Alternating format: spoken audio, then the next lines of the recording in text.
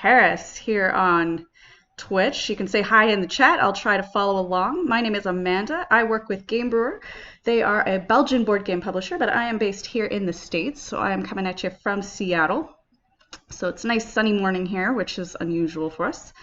But I'm going to get going, and this should just take about 20 minutes, which gives you time to get prepped, take a little break, and sign up for our tournament, which starts in about an hour. But if you are here to learn how to play before you begin, let's get started. All right, my board here is set up on Tabletopia for 4 players. So I'm going to show you a full setup. There are a few differences between the number of players, but for the most part, it plays identically. The object of the game is to get the most points. You're going to keep track of points here on the edge of the board with your disc. And the player screens that you have are going to actually hide objects. I'm going to have this go behind this player's screen, which will disappear from me because that's not my table, but the ones that are behind my screen are going to be fully visible. The main part of the game is populating the districts of Paris, that's these little individual areas, with the buildings. And from there, then you are going to be able to place your keys into different areas to get money. And each of the districts is worth a different amount of money. Once your keys are in that district, you're going to be able to then buy the buildings. Buying the buildings will help gain you a bit of control for each different area, trying to work towards some area control points there for the end of the game, but that's not the only way to get points. The points can also be had on this bonus track, which is this round circular track that you see going around the outside of the board, which is where your little top hat worker will be moving throughout the game. The bonus track is accessed when you are working with the smaller numbered buildings that don't give you as much strength for that area majority control, but it does give you access to this outside track. The larger numbers don't give you access to the track, but they're stronger for the powers of trying to get the little area majority control. The landmark buildings, which are the nice big buildings here over on the side, they are not randomized out on the board, but they are to be purchased for some resources, as well as able to turn in some of the prestige tokens, which you have earned along the way for further victory points. And these can be added to any one of the districts. They do not belong to a specific district, but you would still have to buy and pay for them with your keys. That's the general overview. Let's go over some of the details on how to play. So at the start of your turn, and everyone's turn, for the first probably half of the game, you're going to want to choose one of these tiles over here on this board. Let me see if I can give you a better zoom in there. You're going to have a choice of 3 different districts. You'll be able to see the name of the district and the color. The name is also going to be on the board and the color, so if you prefer the words or if you're more of a visual person like me, I'm always about the color. You can see, okay, that tile's definitely going to go in this specific district. If that is where I want it to go, I would select that disc, that tile. And, oh, I added it to my hand. Thanks, Tabletopia. So I'm going to bring it on over here. It is a 3. We're going to drop it in here. And now that doesn't belong to me. I'm just doing that at the start of my turn to populate the district. My choice is just in which of the 3 districts I choose to place it. Now, for my actual action, I'm going to come behind my player screen. I'm going to take a key. I start the game with 7. Oh wait, this is a 4-player game. So yeah, we start with 7 keys and 3 coin. And I need more money. So I'm going to look out on the board and decide that this district has 1 building and 5 coins.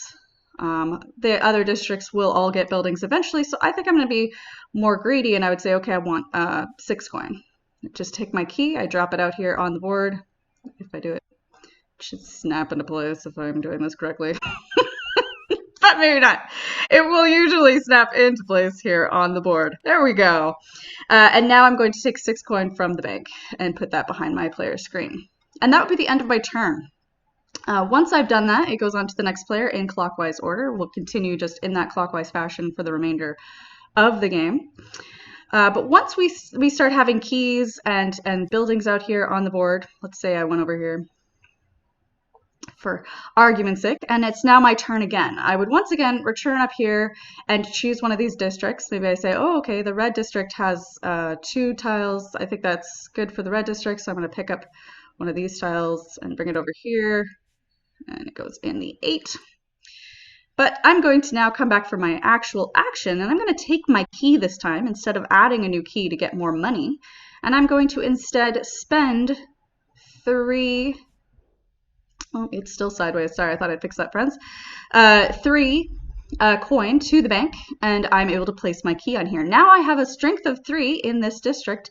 If the game ended now and we were trying to figure it out, I would add up all the different places I am on, and that would be my strength for the final game. I have a strength of 3, and I'm on a theater, which can come into play on some of these bonus cards up here.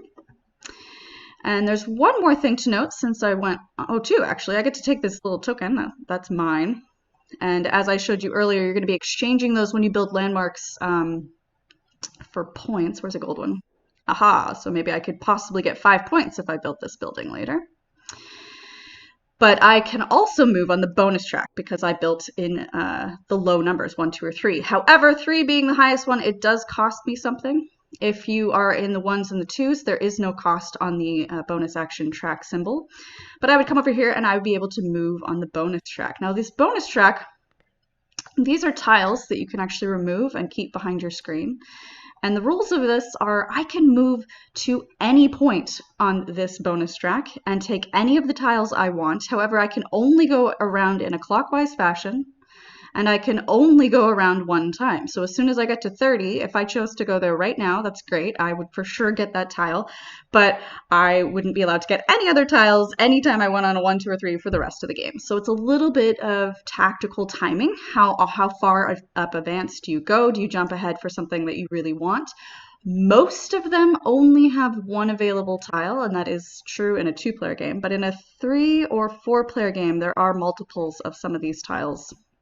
And with Tabletopia, you can see the 3 here over this bonus tile, meaning there's 3 tiles there, whereas there's only 1 here. So I can choose any of those tiles. Sometimes I may want to jump up because it's the only one in the game and I know I really want it. When you go there, you take that tile, you place your worker on that space, and now you can never go backwards to get the ones behind. When I bring this back here, it'll hide behind my screen and other players won't be able to see what I have taken. So if this person has this bonus tile, see how it disappears, you won't be able to see what players have. I think that's a really neat function here on Tabletopia to keep your stuff hidden. All right, where was I? Oh yes, bonus track. So I took my tile. That will be the end of my turn. So instead of placing a key to get money, I placed a key, paid the money, and took the bonus tile action. That's pretty much the gist of the whole game. You keep going around placing new keys out or buying buildings. A few things to note. Once you have bought a building in that district, let's pretend this is the same. It's not the same number, but we're going to pretend it is. And let's pretend I had bought this 2 instead. And you'll note there was no cost for that bonus tile action. It was just a free movement that you had for a 2. I would have taken this tile earlier. And now this would mean somebody else has already gone there and taken that, but they've left. They've moved on. How did they move on? Well, you can upgrade your key with any one district. So if I'm already on a 2 and this 3 is now vacant, whether it was for the first time or somebody moved off of it already, I'm allowed to upgrade my key on my turn as my action for the difference in the price. So I would actually only pay 1 franc to go from the 2 to the 3. And suddenly I have a little bit stronger power in that area, and I'm allowed to pay that $2 franc payment to move along the bonus track there. All right, so that is how you can upgrade. That's how you're actually going to be able to get landmarks a little bit easier. They seem quite expensive, 12, and I think the lowest is 9, and the highest is the Eiffel Tower here at 16. It costs 3 bars of gold and 16 francs, but if you're already on the 8, that would only cost you 8 francs, but you'd still have to pay those 3 bars of gold. The gold is coming from purchasing these 8s to begin with and placing your key on them and securing those tokens. behind your screen. There are some bonus tiles that give you some resources, and there are some wild resource bonus tiles, so you can have a choice if you're not quite sure what you're going to need later when you're buying the landmarks. And just like with the other buildings, these come out, unlike the other buildings that come out just on everybody's turn. These buildings, the landmarks only come out when you choose to buy your landmark and place your key on it. The buildings will run out. There are 3 missing for every game, randomly removed, so you don't quite fill up every district in every game. The the game does not end when when they are through. You keep playing, but you only use your key actions. You're either going to place your key out for money, or you're going to upgrade within the districts and on the landmarks to continue the game. Now, at some point you may not have a key. There is a way to earn a couple more extra keys on the bonus tracks, but maybe you never get them, or you don't get the bonus tile, or you just don't need extra keys. It's your choice once the main building tiles are all out to instead take these French flag tiles. They're going to be ones that you can pop into your hands. You're going to be able to look at all of them and choose the one that you want, hiding that behind your screen. Hiding that behind your screen, she says. And then returning the rest of them to the board. These are the end game countdown. So when these tiles are completely gone, then every player is going to get 1 more turn. If you are the person who took it, I believe you also still get 1 more turn. I'll figure that out here before the tournament. But I just played a 2-player game recently, and that's only slightly different for the end game scoring. But the way it ends is the same for 2, 3, or 4 players. You go through those French flag tiles, and when they're gone, you each take another turn, and the game then ends. End game scoring is almost entirely done with the majorities here on the board. There is 1 bonus tile that has the purple endgame scoring bonus that lets you know you're going to get some money for leftover money, gives you bonus points at the end of the game. The rest of them are ones that you will have been scoring during the game at tactical moments. Great. How are we doing on time? I don't see any questions here in the chat yet, but feel free. I'm also going to be on Discord after. We can talk there before we get started. Right. Okay. So you can also note here behind the board, which I've not talked about, exchange your money to buy some resources, but this is only after people have started spending those tokens that they found on the board and putting them beside the table. You'll be able to pick up those tokens and add them in to behind your screen once they're available in the market. You can also sell them, which is another way they're going to get back into that marketplace, so people can get money for it instead. And you can also sell any of those prestige tokens that you're collecting. Most of those are used to exchange for the landmark. When you build those, you're going to be giving up a maximum of 2 silver and 1 gold. You do not have to have all 3, but that is the maximum that you can turn in when you build this tile. If you only have 1 silver, great, you're still going to get 4 points when you build this building. And you do lose those tokens at that time. The bonus tiles, however, are also going to have different ways that those can score for you. Here in a 4-person game, you will get 4 points for every pair of those tokens that you are able to turn back into the bank. A 2-player game, you get only 2 points. Same type of deal here for the the resources tiles that you are collecting. The majority, how do those get scored? Now, every district is not going to score. You'll note that these are off to the side of the board. That happens during the game as a tactical thing, but it is not scored until the end. You get to place one of those in a district of your choice when you are the 4th person to place a key in any one district. So they could be all your keys, they could be your opponent's keys, they could be a little mixture of both. But when there are 4 keys on buildings, And again, this is not the right color, so ignore this, but we're just going to go with it. For example's sake, we're going to plop this out here. This is not a very strong contention here for the the strength of this majority, but let's say you're that fourth person who put this out onto this little section. Now there are 4 buildings that have 4 keys. You're going to come over here and you're going to be able to select one of these bonus points for one of the districts. The key and the really fun thing is you don't have to put it in that same district. You can put it in any district of your choosing. So maybe you're not doing very strong there. Red is clearly winning that with 16. I only had 3 and black has 3. So instead, maybe I would take this one, which is going to give the person with the strongest majority 16 points at the end of the game, 8 points for second strongest person, and 4 for the third strongest person. When you're playing in a 2-player game, if you're the second person, you have to have at least half of the strength of the person who has first place. If you don't, you don't get those points. So you can't just sneak in places with only 1 strength and claim some points. But let's pretend you can visualize my blue keys on lots of buildings over here, and I know I'm going to win this, or I'm at least pretty sure. So I'm going to put one of the stronger points bonuses here on this section. It's not the strongest. It goes 12 or 10, 12, 14, 16, 18, and 20. So maybe I'm middle of the road. I think I might win this area. And at the end of the game, any district that does have one of these will score out. If they remain empty at the end of the game, the little majority fight, Red thought he was winning here, is going to get nothing. The bonus track points, just kind of where there's some more variable things going on here. I can go through some of these here real quick and then, oh, that's fun.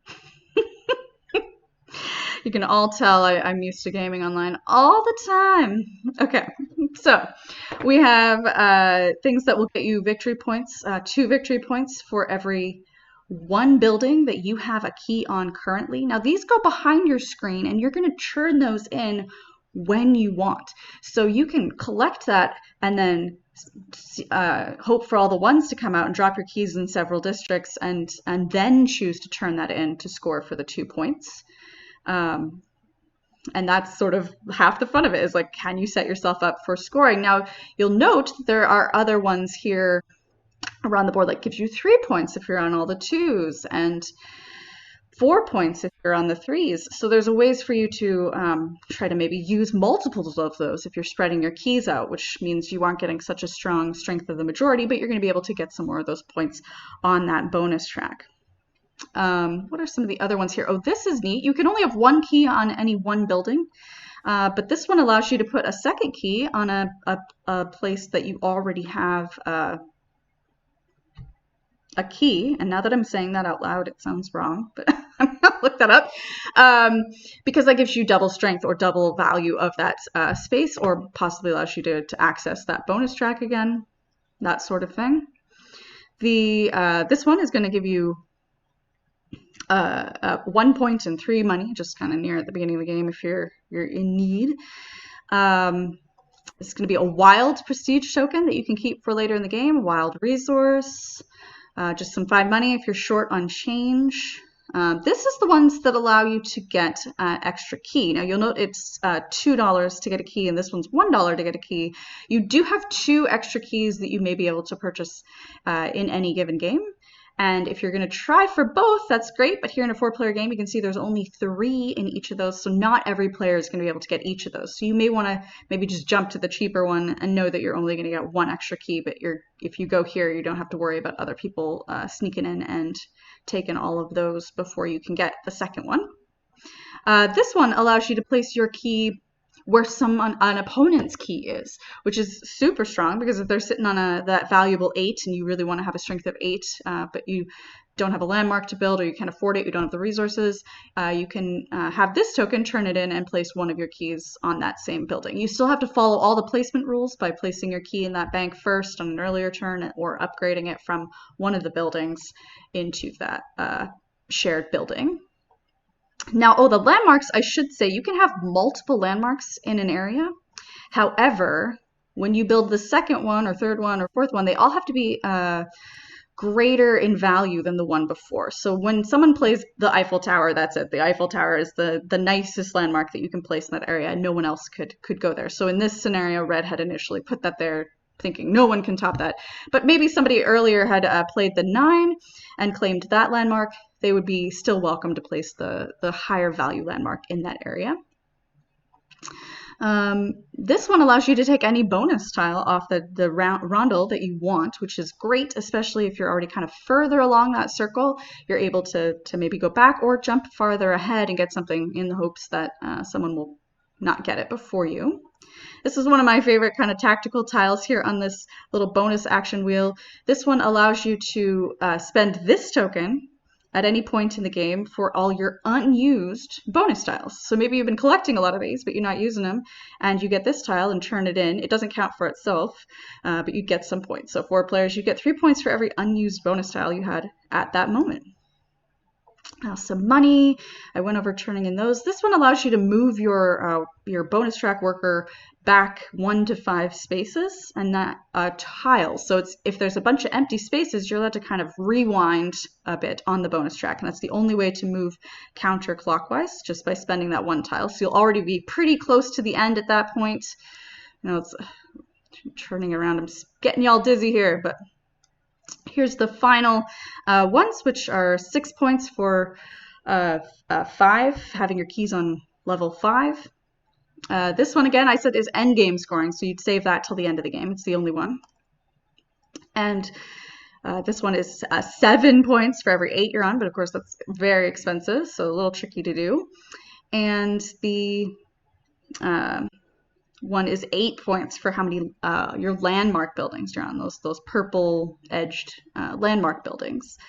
And there's 3 of these, I believe. Yes, there's only 1 of most of these, but there are 3 of these, which is 1 less than the number of players we have set up for. And also with this final one, which I mentioned earlier, you had bought a theater tile. This is saying for each different type of building that you are on, you're going to score some points. So if you have 4 different buildings, you get 10 points. If you have all 7 different types of buildings, and that does include those landmark tiles up here, you get a 25 points. And that is a big one. And it can be tricky to do, especially with 4 people, just trying to get your keys out there. I believe that is almost all the rules. I did not go over the Arc de Triomphe in the center. It is printed on the board. When you get a board game version, you do have an optional 3-dimensional Arc de Triomphe, which I think looks quite lovely in the center of the board. You'll note it is a bank, place to place your keys, but it doesn't give you any money. When you place your key here and get 0 francs, you now are not committed to any one district. So normally when you've got your key in that bank, it's only going to be invested into those buildings. This one allows you to sort of wait and hedge your bets. You place it there, and then later you see a really opportune section. Maybe this one's going to be scoring, and you want to get your key into that area, and it has the tile you need. Maybe you need to get the stone.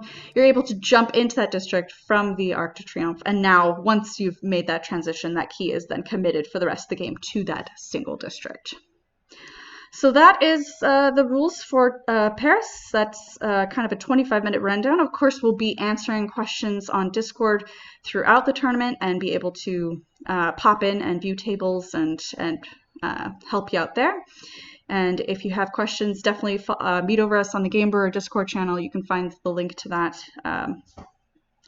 I'll see if I can be fancy and drop it here in this stream, but it is also on Facebook. And if you're signed up for the event on Gen Con, I did send out a message to the event messaging system, so you'll be able to find it there, as well as Facebook and Twitter for our Game Brewer. Well, thank you very much for joining us. I hope you enjoyed that, and we'll look forward to seeing you for the rest of the Gen Con weekend. Have a good day.